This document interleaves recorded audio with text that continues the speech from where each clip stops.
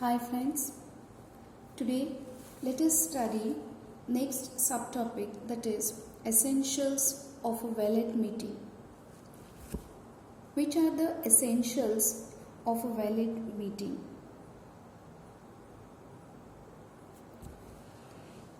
Let us start one by one.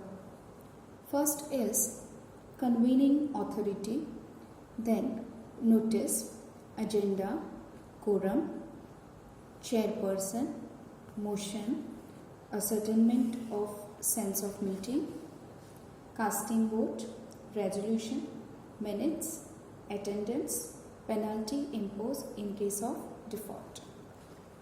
So student, let us take one by one.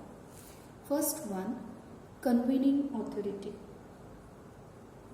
A meeting should be called by a proper authority. The proper order should be obtained for calling the meeting. Now, generally the managing committee decides and authorizes the chairperson to call the meeting.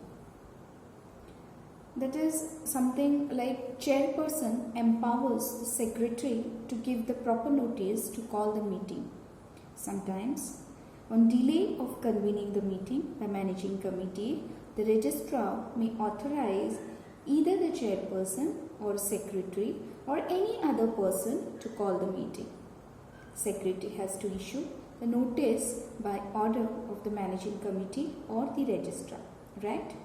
Then who empowers him for the same. If proper authority does not call the meeting, then it is treated that the proceedings of that meetings are invalid. Right? Moving on to next is noticed. Now, student, you are familiar with the word notice. The notice of the meeting should be given to all the members of the society to attend the meeting. Now, the length of the notice should be reasonable, and the period of notice is usually 14 days. The notice convening the meeting should specify the date, place and time of holding the meeting. Very, very important that notice should mention all these three things: date, place and time. Yes, and it should be sent 14 days in advance. Then moving on to next is agenda. Now what is this agenda? Let us see. Agenda describing the nature of the business to be transacted at the meeting and should be sent normally along with the notice.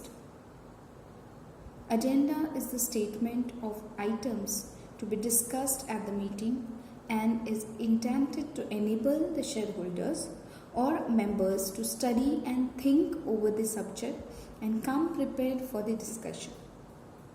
So in short, agenda describes the nature of business to be transacted at the meeting. Right? And moving on to next is quorum. Quorum is nothing but minimum number of members required to be present throughout the meeting, without which the proceedings of the meeting shall not be valid. In other words, for transacting the business of the meeting, presence of 1/3 of members or a certain number of members required as per bylaws is essential. Right? Now, if a certain number of members is not present, business cannot be transacted.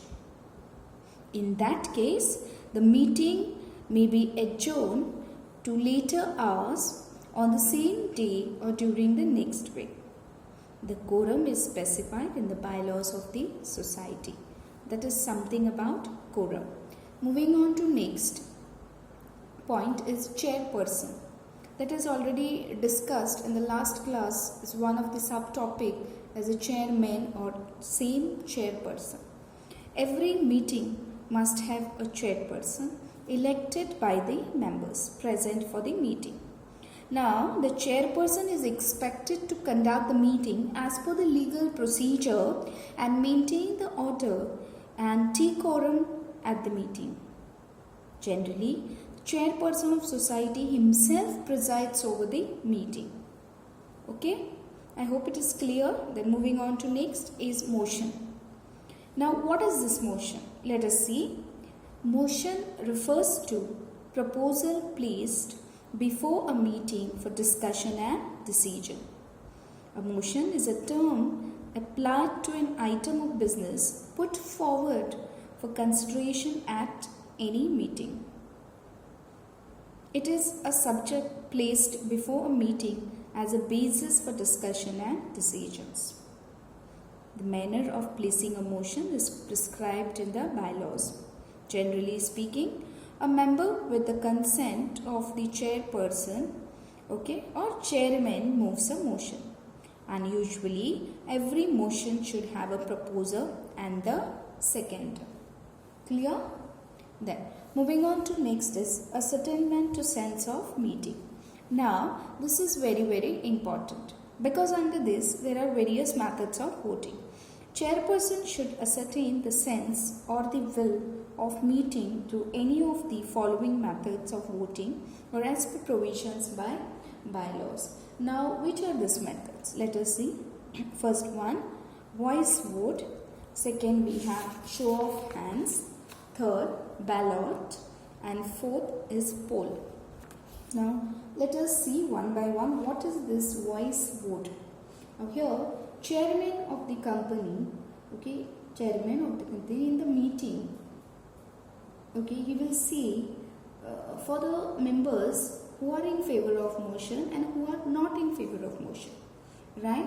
So they have to say either yes or no. If they are in favor of motion, they have to say yes. If they are against the motion, then they have to say no. So that is like live voice to estimate how many members are in favor of motion and how many members are not in favor of motion.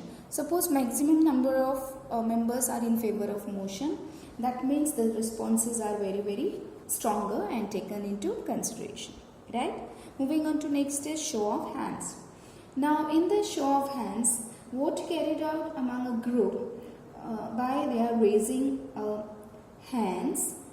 People raise one of their hand to show that they support a suggestion, right? So moving on to next is ballot. So this is another system of voting secretly or in writing in a particular sheet or paper or cardboard or a slip on which voter marks their vote. And they will be considered later. That is something on ballot. Then we have next is poll. Poll is the process of voting in an election. It's a survey in which people are asked their opinion about something. Yes? When show of hands method, some members are not ready. They are not agree with show of hands method, then they are poll method is adopted. Right?